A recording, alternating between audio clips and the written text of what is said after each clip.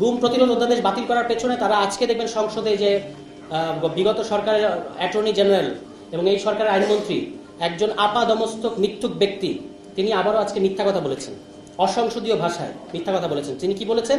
যে বিরোধী দল নাকি অতিরিক্ত হইচই করছে। কেন করছে তিনি বোধগম্য হচ্ছেন না।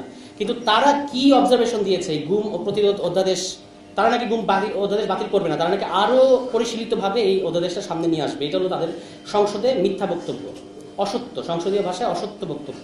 গুম প্রতিরোধের ব্যাপারে তারা বলেছে যে এইটা করা যাবে না, তার কারণ হচ্ছে জাতীয় নিরাপত্তার স্বার্থে আটক করা হলে এটাকে গুম বলা যাবে না। তাহলে ভেবে দেখেন, জাতীয় নিরাপত্তার দোহাই দিয়ে, আমি তো কোয়াইট শিওর যখন জনাব সালাউদ্দিন আহমদকে গুম করা হয় তখন জাতীয় নিরাপত্তার দোহাই দেওয়া হয়েছিল, কিন্তু জাতীয় নিরাপত্তার দোহাই দিয়ে কাউকে তুলে নিয়ে যাওয়া হলে এটাকে বিএনপি সরকার আটক বলতে চায়, কোট আনকোট আটক, এবং সেই আটকের তথ্য তারা স্বীকার করতে চায় না। আদারওয়াইজ এটার সাথে গুমের সম্পর্ক কি? স্থানীয় সরকারে তারা কখনো মৃত্যু কিংবা আদালতের রায় ছাড়া কখনো তারা প্রশাসক বসাবে না।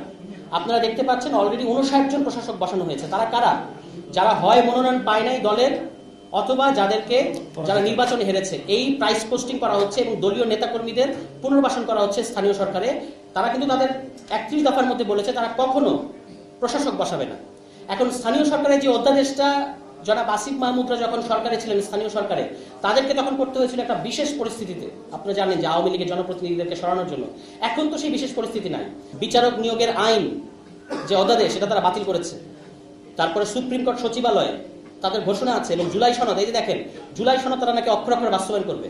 জুলাই সনদের ব্যাপারে জুলাই সনদের 52 নম্বর দফায় বলা আছে সুপ্রিম কোর্টের সচিবালয় হবে, এবং সেখানে বিএনপির কোনো নোট অফ ডিসেন্ট নাই। এবং তাদের 31 দফার মধ্যে আছে তারা সুপ্রিম কোর্টের সচিবালয় করবে।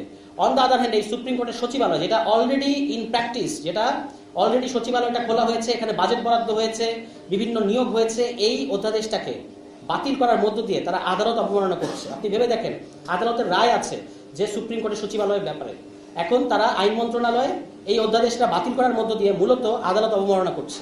বাংলাদেশ ব্যাংকে তারা যে গভর্নরকে অপসারণ করে যাকে বসিয়েছেন, তিনি একজন বিশিষ্ট ঋণ খেলাপি, সোয়েটার ব্যবসায়ী এবং তাদের নির্বাচন পরিচালনা কমিটির 41 নম্বর সদস্য। তাকে তারা বাংলাদেশ ব্যাংকের মতো প্রতিষ্ঠানে বসিয়েছে। কমিটমেন্টের জায়গায় তারা লিখে রেখেছে যে তারা নিয়োগ দেবে স্বচ্ছ প্রক্রিয়ায়, নির্দলীয় লোককে নিয়োগ দেবে।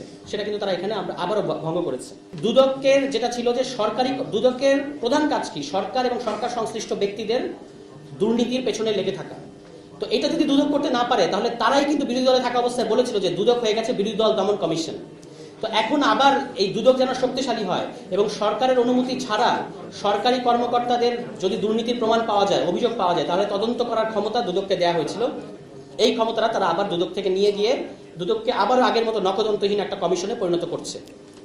এবং এর বাইরে তারা স্থানীয় সরকারের কথা বলেছে, ব্যাংক রেজুলেশন অধ্যাদেশ, এটারও তারা বাতিল করে দিচ্ছে এবং এর মধ্য দিয়ে ব্যাংকিং খাতে আবারও তারা লুটপাট এবং পাচারের একটা পরিস্থিতি বা পথ প্রশস্ত করে রেখেছে।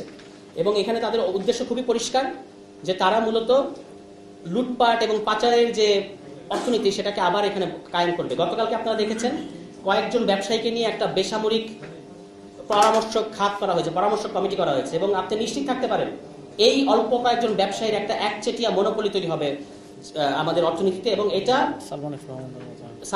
আগে আপনারা দেখেছেন একজন সালমান এফ রহমান, তার পাশে বসুন্ধরা সহ কিছু এই ধরনের কিছু ব্যবসায়ী, এখন আরো কিছু ব্যবসায়ীকে, মানে ব্যবসা তারা দলীয়করণ করতে করতে এমন জায়গায় যাচ্ছে যে এখন উদার অর্থনীতির জন্য, মুক্ত বাজারের জন্য সবচেয়ে প্রয়োজনীয় যে অর্থনীতিকে আপনি সবসময় রাজনীতি থেকে দূরে রাখবেন, সেই অর্থনৈতিক খাতকেও তারা এখন রাজনীতিকরণের উদ্দেশ্যে ব্যবসায়ীদেরকে পর্যন্ত দলীয় ব্যবসায়ীতে পরিণত করা হচ্ছে।